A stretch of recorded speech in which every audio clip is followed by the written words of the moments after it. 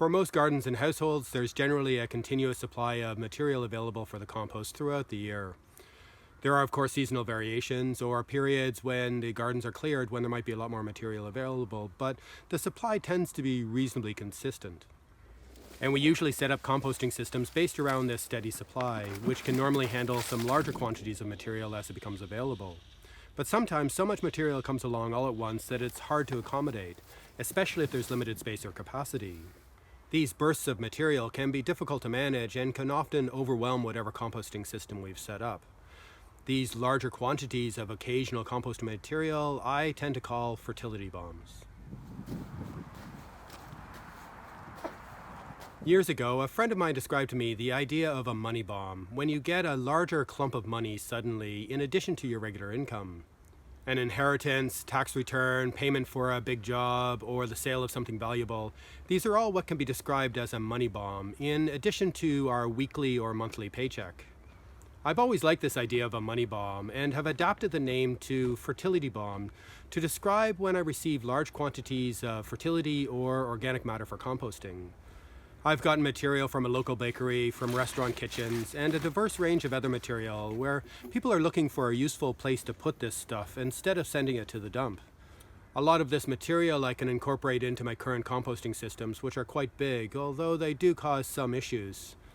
But I've also received huge loads of pulp from the pressing of apple juice and huge piles of rotting apples, all of which needed me to do something completely different. I manage a small community composting facility, which I call the No Rules Compost, and it can absorb a fair amount of material at any one time. I do need to be mindful, though, to be observant of what is being added and to mix in other material as needed, and I've learned over the years to always have a store of dry material just in case. But these larger quantities of material can fill up the bin quite quickly, which is an issue with the system that I have. When the first compost bin fills up, I need to turn it, to empty it. But before I can do that, I need to turn all the other piles to make room for the first one to be emptied. This was a lot of additional work, and adding lots of extra material is not ideal for the method that I've developed for general everyday composting, although it was manageable most of the time. Things changed quite a bit when friends started to expand their small apple juice pressing business. They suddenly had loads of apple pulp that they needed to get rid of in some way, and I wanted to help them out and to take advantage of this new source of fertility. But this was way too much material for my compost system.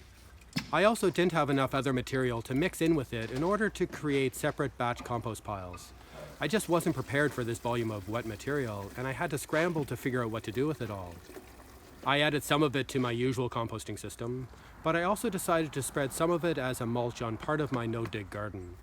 And I spread more of it over part of the soil of my simple garden, which was then covered with a ground cover fabric.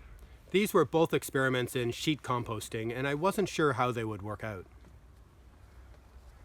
The experiment of using apple pulp as a sheet mulch in the no-dig garden didn't work out very well.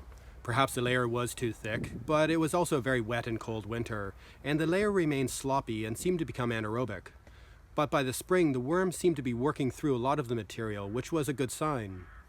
In some of the sections of this garden, I decided to scrape the remains of the pulp off of the surface of the soil in the spring and to add it to my compost systems. But in other parts of the garden, I decided to continue with this experiment. In one section, I covered the remains of the apple pulp with a layer of compost, and a while later I transplanted in cauliflower and calabrese plants into this bed. In the places that it had apple pulp underneath, these plants did significantly worse, especially at the start of the season, although later on the growth improved.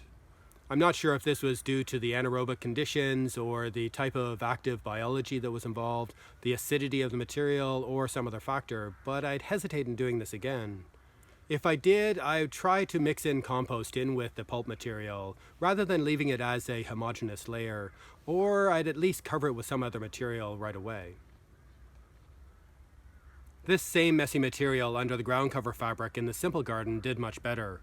The fabric definitely hid the mess, and perhaps created better conditions for the worms and other soil organisms to work through the apple pulp during the winter months. The squash that I grew in this section of the garden were also planted later in the spring than the brassicas had been, which would have allowed more time for things to settle down. Squash plants are also notorious for being able to grow very well in areas of active decomposition and are quite happy to grow directly on top of a compost pile, and seem to be a much better crop for this type of sheet composting. That same autumn, I had added loads of spoiled apples that had been damaged in a big storm and couldn't be pressed for apple juice. This huge long pile of apples was quite wet and slushy under the fabric for most of the winter, but by the spring there was lots of worm activity throughout it. By midsummer there was only a crust of apple skins and cores remaining, and 16 months later there is not a trace of this massive pile of apples.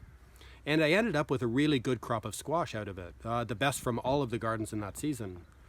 I'm not sure about the effect of the acidity of such a large volume of material, but I think it's probably less of an issue here with the calcareous soils that we're working with its high pH.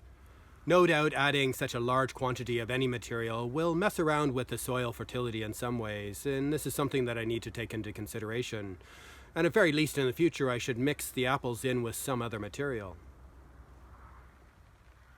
Based on my limited experience so far, my preferred method is to sheet compost fertility bombs under a layer of ground cover fabric, and then to grow squash or pumpkin plants over top of it. It is amazing how much material can be added using the sheet composting method, especially with the really messy stuff. Of course, this method is not without its issues, and I've had several instances of rats making a home for themselves under the fabric, and then I've had dogs ripping up the fabric trying to get at the rats. But then again, I've had the same kind of problems with my other composting piles. Another possible method that I've tried a few times but would like to do a lot more experimentation with is trench composting. And this would involve setting aside specific areas, planning for what crops will go in afterwards, and ideally digging the trenches in advance, especially if I'm anticipating a large volume of material all at once. The use of animals to manage fertility bombs is another possibility and is often suggested by other people. Pigs are an obvious possibility here, which I've never had, but I have had hens a few times. The problem is that I would have to keep them alive and well fed when the fertility bombs are not available, so that they are ready and able to help when I do get this extra load of fertility.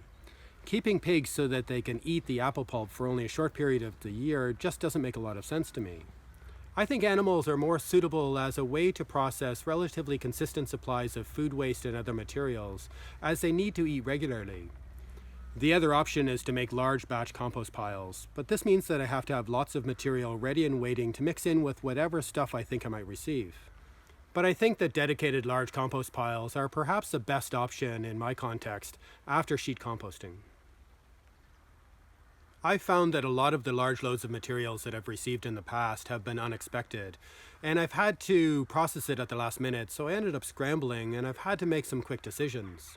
I think the key to all of this is being as ready as I can be to have a number of different options for when material does arrive.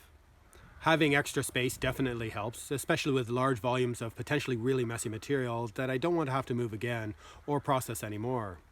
I'm already starting to plan for the apple juice season next autumn, and I really hope that it's a good season for my friends. I will definitely be sheet composting some of this apple pulp, as I have in the past, but I'm also planning to stockpile large quantities of dry, high-carbon material and other organic matter to mix in with the apple pulp to create large, dedicated compost piles.